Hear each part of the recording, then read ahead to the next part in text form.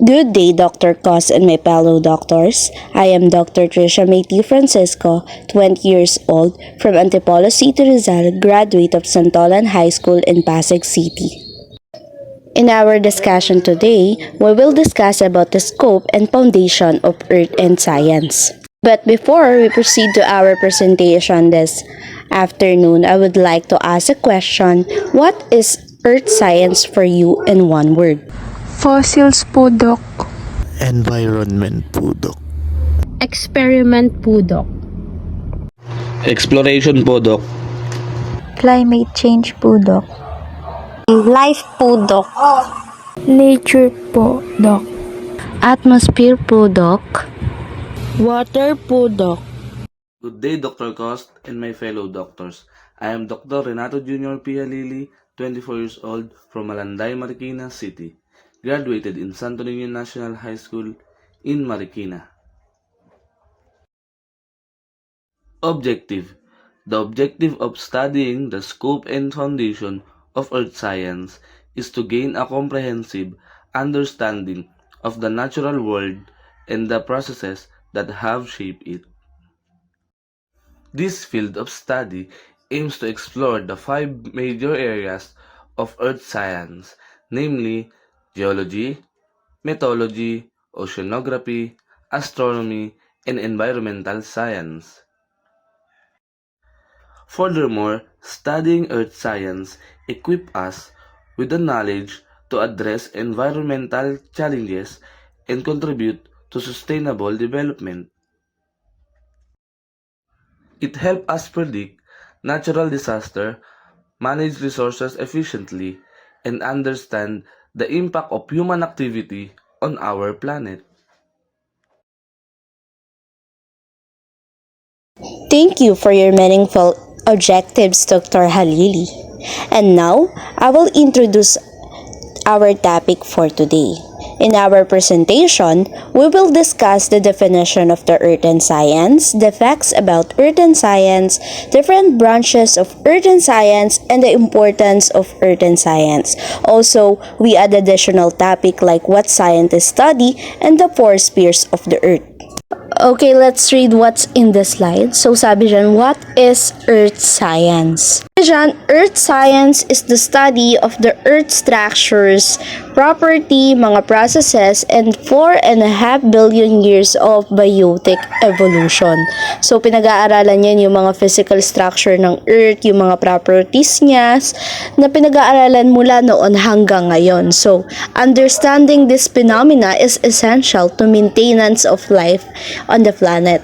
The expanding world population demands more resources, faces increasing losses from natural hazards, and releases more pollutants to the air, water, and land. Sustaining our existence requires scientific understanding of the natural materials and processes linking the geosphere, the hydrosphere, the atmosphere, and biosphere that we will tackle later on. So life prepares or peels at the surface of the earth where these environments intersects. Good day, Dr. Cos and my fellow doctors. I am Dr. Josefina C. Seaton, 24 years old, from Antipolo City. I graduate in Lagro High School in Quezon City. And today we will talk about facts about Earth science. And the first is Earth is not actually round. So hindi pala talaga bilog ang mundo na inaakala natin. And the second is the coral reefs are Earth's largest living structure. So mga coral reef pala ang pinakamalaking struktura sa Earth. And the third is Earth has a squishy interior. And the fourth is Antarctica is the home of the largest sheet on Earth. So yung Antarctica pala yung pinakamalaking ice sheet sa Earth. And the fifth is the moon is drifting away from the Earth. So yung moon pala is malayo sa Earth.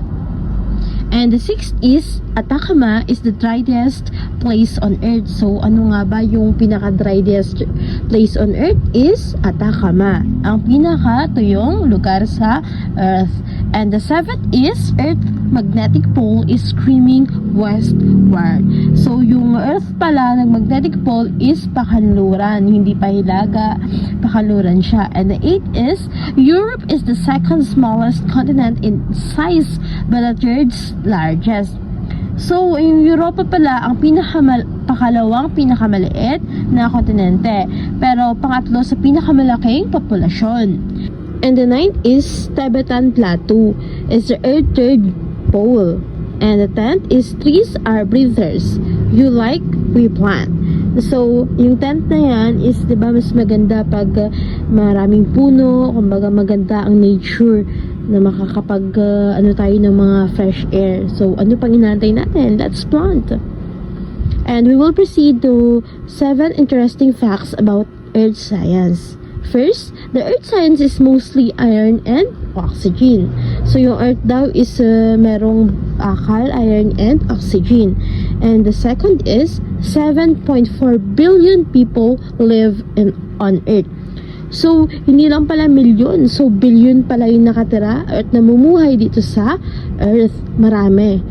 And the third is 71 of Earth's surface is water. So, pinapaligiran pala tayo ng tubig. Hindi lang pala ang ina-expect natin ang lawak ng lupa. So, hindi lang pala yun. 71%, which means malaki. Halos sakop pala tayo ng water. And then the fourth is there are more than 400 species of sharks. So, marami palang iba't ibang species sa Earth. 'Di ba? Ang ganda. And there are 5 oceans. So, meron din tayong 5 oceans dito sa Earth. 'Di ba? Ang swerte natin dito sa Earth. And Earth is not the biggest planet. So, hindi pala ang Earth ang pinakamalaking planeta, which is ang Earth is pang third planet. And then the last list quote is we need to protect our planet. So, what are you waiting for? Let's plant and use the triple R and then love the Mother Earth. Thank you so much, doctors. Good day, Dr. Cos and my fellows doctors. I am Dr. JC Tonga, 21 years old, from Project 4, Quezon City, graduate of Sumulong College of Arts and Sciences in Antipolo City. My topic is all about geology. So what is geology? Geology comes from the Greek word geo, meaning earth, and logos, treaty or knowledge. Geo is the study of earth. James Hutton is a Scottish farmer and naturalist known as the father of geology because of his attempt to formulate geological principle based on observation of rocks. There are 2 types of geology. The first one is physical geology. Physical geology is a scientific discipline that deals with all aspects of the Earth's physical properties and the natural processes which bring about the change in the Earth's physical landscape. So, it focuses on the present-day structure, composition, and properties of Earth components. A physical geology specialist is a geologist who studies rocks, mineral processes such as weathering, erosion, and deposition, earthquakes, volcanoes, and glaciers. Physical geology is the study of solid earth and the process that change the physical landscape of the planet. So, ang isang uri naman ng geology is the historical geology. So, it is the study of analyzing Earth's past by investigating rocks and the information found in them. So, in conclusion, napakalaga ng geology sa atin dahil mas napapag-aralan at nauunawaan natin ang mga struktura at evolution ng mga bagay-bagay sa ating kapaligiran at mas napapadali natin ang fieldwork or pagsisiyasat sa ating kapaligiran. Again, I'm Dr. JC Tonga. Thank you. Good day, Dr. Cos and my fellow doctors. I am Dr. Cherilyn E. Ancela, 22 years old from Marikina City, graduate of Montessori Professional College.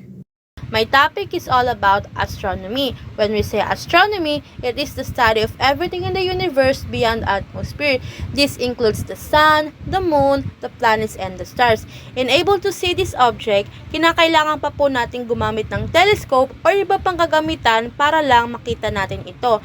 Since nga po, sobrang layo nito sa ating Earth. Next, we're going to talk about what are the big ideas about the astronomy. Number 1, when we look up at the night sky, we see pattern and we want to explain them.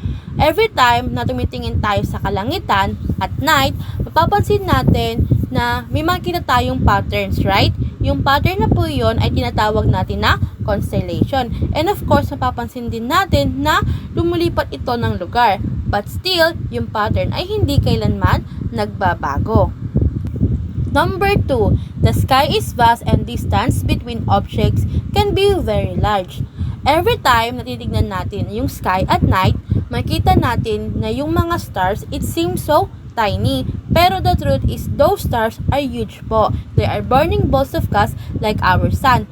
Kung sa ating paningin, super liit niya, it is because napakalayo nga niya po sa ating Earth. Like what I mentioned a while ago, need nating gumamit ng telescope in able to see those objects. Number 3, everything in space is moving all the time. Lahat po ng nasa space, including our Earth, ay gumagalaw. Earth is spinning. Earth is also orbiting around the sun, moving even faster for 67,000 miles per hour, while the sun is moving around the center of the galaxy. Also, the sun is carrying everything in the solar system. Number 4, gravity holds everything together. Now, since we know that Earth is moving so fast, bakit kaya it seems so natural hindi tayo nahihilo or lumilipad? The explanation for this is because we have a gravity. Kaya naman kapag tumalon tayo ay babalik lang tayo sa exact location na pinagtalanan natin.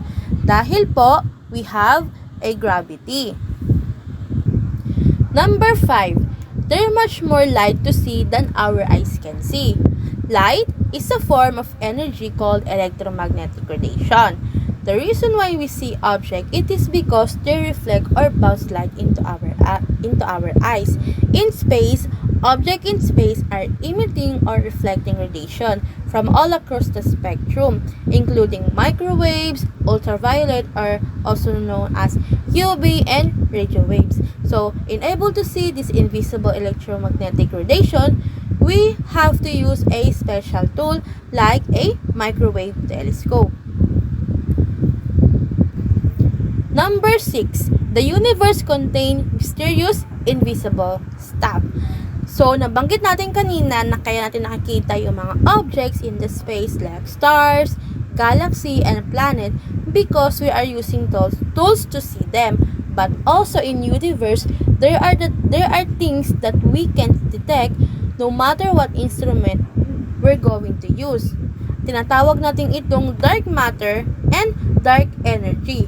So when we say dark energy, doesn't give off light like a galaxy. While dark energy, it is a mysterious pressure working in position gravity pushing matter. So, yung mga scientists po, they don't know much knowledge about this. But still, they're doing their best para pag-aralan pa po ang dark matter and dark energy. Number 7, it takes a team of people working together to study the universe. Alam naman po natin na hindi madaling pag-aralan ang universe and it takes a lot of time and effort. So, kaya naman, yung mga, papansin po natin na, of course, yung mga data na ko-collect using telescope, so, yung mga gumagawa po yun is mga astronomers. They are called as observational astronomer. Of course, may iba't ibang uri pa rin po ng astronomer, hindi lamang sila. And that is all about astronomy. Good day, Dr. Cos and my fellow doctors. I am Dr. Grace Jane Ilyama, 21 years old from Antipolo City, Rizal. Graduate of Gateways Institute of Science and Technology in Kogyo Gate 2, Antipolo City. The topic that I was assigned to is all about meteorology. I know some of you, when you heard this word, the first thing that comes into your mind is meteorite or mga bulalakaw. Tama? But no, meteorology is not about meteorites. Meteorology is the study of weather and other atmospheric disturbances like clouds, wind, atmospheric pressure, temperature, and precipitation in our Earth's lower atmosphere. So, ang ating Earth's lower atmosphere ay ang tinatawag na troposphere, kung saan dito nabubuo yung mga bagyo. And under ng meteorology ay ang weather forecast. So, the purpose of meteorology is to study and understand how these natural events like tornado, hurricane, and many more are formed. So, napakalaking tulong ng meteorology sa buhay natin kasi maaari nating malaman yung mga lagay ng panahon, especially in fields tulad ng sa agriculture, transport, and energy production. Kasi makakaiwas sila sa maaaring mangyari kapag halimbawa biglang bumagyo. Like for example, sa agriculture, kapag nalaman ng magsasaka na may paparating na bagyo, pwedeng hindi muna siya magsaka sa araw na iyon or pwede namang harvestin niya agad yung mga tanim niya bago pa masira ng bagyo. Ang tawag sa mga taong nag-aaral sa field na ito o dito sa meteorology ay meteorologists. So sila yung mga nag-aaral ng mga lagay ng panahon. And hindi madali maging meteorologist kasi marami silang inaaral and malaliman ang kanilang pananaliksik para maging accurate yung makuha nilang result when it comes of weather and atmospheric disturbances. Some of you may be curious about what are the tools or equipment that meteorologists use para malaman nila yung maging lagay ng panahon. So, let's see kung ano-ano mga ito. First is thermometers. Alam naman natin kung para saan yung thermometers, di ba? To measure temperature. So, sa pagkain, ginagamit din natin ito. Pero iba-iba yung itsura ng thermometers na para sa pagkain and para sa weather. Second, barometers. Used to measure atmospheric pressure. Based on my research, barometer is much less accurate in predicting the weather over several days. So, for the next few hours lang ito. Third, anemometers. Used to measure wind speed and direction. Anemometers comes from the Greek word anemos, which means wind, and metron, which means measure. Fourth, hygrometers. Used to measure humidity. So, humidity, yun yung amount of water vapor in the air. Lastly, rain gauges. Used to measure precipitation. Yung precipitation naman, ito yung liquid or frozen water sa ating atmosphere, like rain, snow, and sleet. Sleet is a mixture of rain and snow. So, hindi lang yan yung mga tools and equipment na ginagamit sa meteorology. Maraming iba't ibang bagong technology. Like yung weather balloon and satellite. Good day, Dr. Cos and my fellow doctors. I am Dr. Aina Shane C. Centurion, 21 years old, from San Mateo, Rizal, graduate of Eastern Star Academy in San Mateo, Rizal. Let's talk about oceanography. Oceanography is the study of all aspects of the ocean. The study of the ocean's physical, chemical, and biological characteristics, as well as its past, present, and future is known as oceanography. The function of oceanographers may be more crucial than ever in an era where pollution and climate change and endangering the ocean erodic costs and putting entire marine species at risk of extinction. From the word ocean, it means that all bodies of water revolving around the earth are part of this topic called oceanography. Not only water are going to study here, we also have the study of the physical, chemical, and biological features of the ocean, including the ocean's ancient history, its current condition, and its future. 4 branches of oceanography. First, physical oceanography. Second, chemical oceanography. Third, biological oceanography, and last is geological oceanography. Physical oceanography. It entails researching the movement, waves, currents, tides, and characteristics, temperature, density, etc. of seawater as well as the relationship between the ocean and the atmosphere. Here, we are going to know the motion of every waves, currents, tides, etc. It is important to know how they move or form from one way to another because the energy from waves, oceans can be used to communicate long distances. For example, we can easily discover if there are upcoming tsunami by observing the waves. Chemical oceanography, it includes studying the biogeochemical cycles that impact seawater and its composition. If the physical oceanography talks about the properties of seawater, here, chemical oceanography involves the study of composition of seawater and the biogeochemical cycles that affect it. Chemical oceanography is important in studying the nutrients involved in sustaining life in the ocean.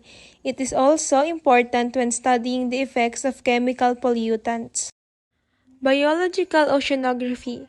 It contains the more conventional marine biology focus of studying fish and marine mammals as well as the biology species found in the water, such as bacteria, phytoplankton, and zooplankton, and their life cycles and food production.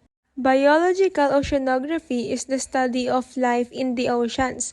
When I say life, it means the fish or living creatures in the body of water. In this section, we can observe how the life cycles of the animals in the ocean evolve or become extinct. It also helps us understand the creatures and the way its many species function, evolve, and interact. Geological oceanography emphasizes the composition, characteristic, and development of the ocean basins. Geological oceanography is the study of Earth beneath the oceans. It also explores the ocean floor and the processes that forms in mountains, canyons, and valleys. For example, when we experience earthquake, the rock on the oceans move and some of it will form a weird shape. We can observe how these ocean floor processes move from time to time. And that's all about the oceanography and its four branches. Good day, Dr. Cos and my fellow doctors. I am Dr. Joy De La Rosa, 20 years old, from Antipolo City, Rizal, graduate of Antipolo City Senior High School. I am discussing about environmental science. Environmental science brings together the field of ecology, biology, zoology, oceanography, atmospheric science, soil science, geology, chemistry, and more in interdisciplinary study of how natural and man-made processes interact with one another and ultimately affect the various biome of Earth. And the environmental po is marami siyang sakop such as ecology, geology, and other more na nasabi ko po kanina. Then, environmental science din is how natural and man-made process parang nagtutulungan yung natural resources and man-made kung paano mapaganda pa yung environment natin. Then, the environmental science are having three main goals. They are to learn how the natural world works, and second is to understand how human interact with the environment, and third is to find ways to deal with environmental problems and to live more sustainability. There are 5 major fields of environmental science, and each one of them made up of multiple smaller disciplines. These are five fields are atmospheric science, ecologist research, environmental chemistry, geoscience, and social science. First, the atmospheric science. Atmospheric science is mostly deals with global warming in its effect. And atmospheric science po, it is the depict how atmosphere circulates. Second is ecologist research. Ecologist research is a plethora of things including how specific species or a group of living creatures are influenced by their environment or some specific aspect of it. Ecologist research naman is the study of organism and how they interact with environment around them, and it is studies that relationship between living things and their habitats. Third is the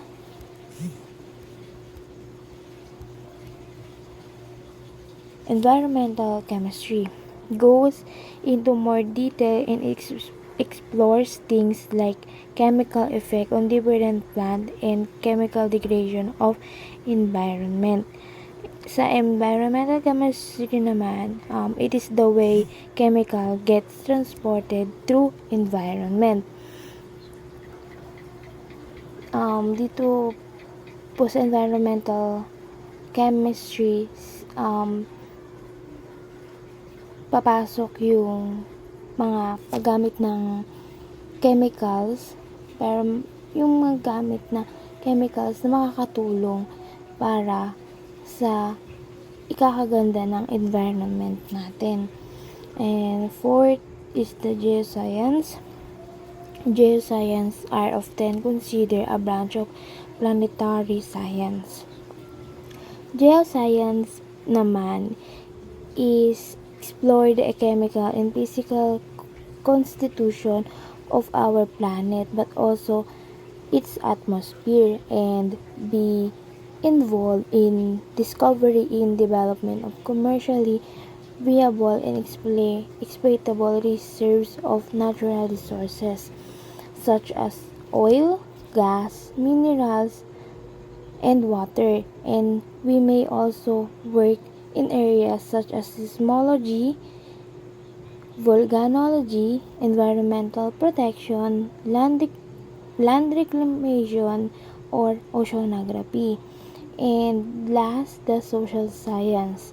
Social science is the study of people as individual communities and societies, their behavior and interaction with each other and with their build, technological, and in natural environment. Social science naman is a study of society and manners in which people behave and influence the world around us. Good day, Dr. Cos and my fellow doctors. I am Dr. Kitty Minatuel, 22 years old from Antipolo City, Rizal, graduate in Fatima Integrated Farm School Incorporated in Iriga City. My topic is all about the importance of earth and science. It is important to study of earth science to understand of the origin and past of both the earth and the surrounding universe, and to understand of forces which shape of the earth and this life in earth. Ongoing development in earth science provide an understanding of changing environments, the natural distribution of energy resources, and provide various methodologies for mitigating and predicting the effects of geological disaster such as earthquakes, floods, volcanic eruptions, and landslide. One of the most critical applications of earth science is in mitigating geological disasters by studying seismic activity, volcanic eruptions, floods, landslides, and other natural hazards. Scientists can develop early warning systems and evacuate plants to protect vulnerable populations. Through advanced modeling techniques and monitoring technologies, researchers can predict the likelihood of disasters occurring in specific regions and implement strategies to reduce their impact. Earth science is multifaceted discipline that offers profound insights into our planet's past, present, and future by studying the intricate interplay between geological processes, environmental dynamics, and natural hazards. Scientists can contribute to a more sustainable and resilient world. Good day, Dr. Cos and my fellow doctors. I am Dr. Mary Grace M. Serrano, 22 years old, from Antipolo City, graduate of Maximo El Gatlabayan Memorial National High School in Antipolo City. My topic is all about the importance of the earth and science. The knowledge gained and the service provided by earth scientists help society cope with its environment in many ways. Their knowledge about the structures, stratigraphy, and chemical compositions of the earth's crust help us to locate resources that sustain and advance our quality of life. The earth and science help us to have a better environment and to maintain the sustainability ng ating mundo. Upang magkaroon tayo ng maayos at quality life, maraming paraan ang naibento or na-provide ng ating mga scientists. Kaya nagkaroon tayo ng kaalaman patungkol sa structures, stratigraphy, at chemical compositions. Kung paano nga ba natin ito mapapangalagaan ang ating mundo ng maayos. And you know why the most helpful branches of science is this only planet known to sustain life, and the only one where it is believed to do continuously is Earth. Napakamahalaga na malaman natin ang kalagahan ng earth and science upang malaman natin kung paano nga ba mapapangalagaan ang ating kapaligiran gaya ng aking sinabi kanina, at kung paano ba mapapanatili ang pagiging sustainability ng ating mundo. Dahil kung mapapangalagaan natin ito ng maayos, matutulungan natin ang bawat isa to the near generation or futures. Diba ina-encourage nga tayo ng ating mga guro na magtanim ng puno. Kaya napakamalaking tulong na malaman natin ang kahalagahan ng earth and science. Halimbawa na din dito yung pagtatayo natin ng mga bahay sa isang lugar, kung pwede ba natin itong tayuan or hindi. Kung matibay ba yung lupa, dito papasok yung geology. Kahit mahalaga na malaman natin ang mga basics geology. At dito naman, malaman natin yung mga basics climate, meteorology, at yung kung ano ba yung dapat natin suotin, kung ano nga ba yung mga weather events. Mahalaga rin natin malaman yung mga basics body of water, kung ano ba yung maalat, kung ano ba yung mga makakasave sa ating pangangatawan. Kaya napaka-importante nito lalo sa ating pang-araw-araw na pamumuhay, kasama na natin ang earth and science. Earth system help us to understand how the earth system worked in the past and how it might behave in the futures. Earth is a complex system of interacting rock, water, air, and life. Ang earth and science, nakakatulong ito upang malaman natin kung paano nag-work ito hanggang sa kasalukuyan. Dahil malaking tulong ito sa panahon ngayon dahil alam natin kung ano nga ang mangyayari sa ating mundo at kung saan ito nagmula. Kaya't malaking tulong din ang scientist na nakaimbento dahil kung wala ito, wala tayong idea sa nagaganap sa ating mundo. Kaya't pahalagahan natin ang ating earth dahil may tendency na mamatay tayo kapag ito ay hindi natin mapangalagaan ng maayos. Thank you, my fellow doctors, for your informative presentation. Before we end this discussion, I would like to add more additional information about earth science. Let's proceed to our topic entitled, What do earth scientists study? Let's read what's in the slide. Earth scientist is a branch of science that integrates the four spheres of the Earth, their interaction, and how the Earth interacts in space. Before we delve more about what scientist studies, let's define first what is Earth scientist. So scientists are also called geologists. It is a person that studies natural hazards like climate and environmental change, the groundwaters, mga lakes, oceans, earthquakes, volcanoes, mga tectonics, minerals, fossils, soil, sediments, and rocks. So ang ginagawa nila ay pinag-aaralan nila yung mga physical structure ng Earth, yung kasaysayan ng Earth natin. Sila din yung nagpo-provide sa atin ng mga information about Earth structure and physical structure ng Earth. Today, we're going to talk about four spheres: the geosphere, the hydrosphere, the biosphere, and the atmosphere. So we will learn how these four spheres interact with one another and shape the natural world as we know it. One of that is biosphere. Sabi sa slide, it includes all living things on Earth. So alam naman natin that life exists over the Earth from the darkest depths of the ocean to the skies above the tallest mountains. So yung mga plants, mga animals, lahat ng uri or maging tayo o even yung mga tiny bacteria at viruses ay parte ng biosphere. And the second one is hydrosphere. So basahin natin, it includes all water on Earth, including groundwater and water vapor.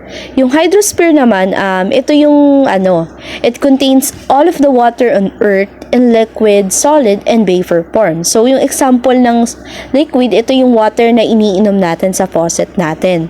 Yung mga nasa lawa, sa ilog, well yung solid naman, ito yung mga nag-i-snow, tas after the snow natutunaw na. Well, the vapor, ito yung mga kumukulong tubig. Halimbawa, kapag nagpapainit ka ng tubig, Dr. Satan mentioned earlier, about 70% of the Earth's surface is covered in water, but nearly all that is salt water in the oceans and the seas. So, most of the fresh water that does not exist is frozen in the polar ice caps, glaciers, icebergs with only a small amount of liquid water in the lakes, reservoirs, and rivers. And the third one is atmosphere. It is the layer of gases that surrounds the Earth. Ito naman ay yung layer ng gases na nakapalibot sa Earth. So, ito yung mga air that animals breathe. Ito yung mga that plants use for photosynthesis. So, alam na ba natin that atmospheres ay made up with nitrogen, oxygen, carbon dioxide at iba pang gases. At alam din ba natin na ang atmosphere ay nagpoprotekta sa atin from the sun's harmful ultraviolet rays, and it also traps heats from the sun so we stay nice and warm. And the last one is geosphere. It is the rocky terrain of Earth, the non-living mineral and rocky components. So, ito naman daw yung mga ito yung outermost layer of the Earth that made up of the crust, and top part is the mantle. So, ang mga example ng geosphere ay mga buhangin, mga bato, mga bundok, ocean's floor, or even magma. Lahat yon ay part ng geosphere. And that would be the end of presentation of Group 1. Thank you for listening.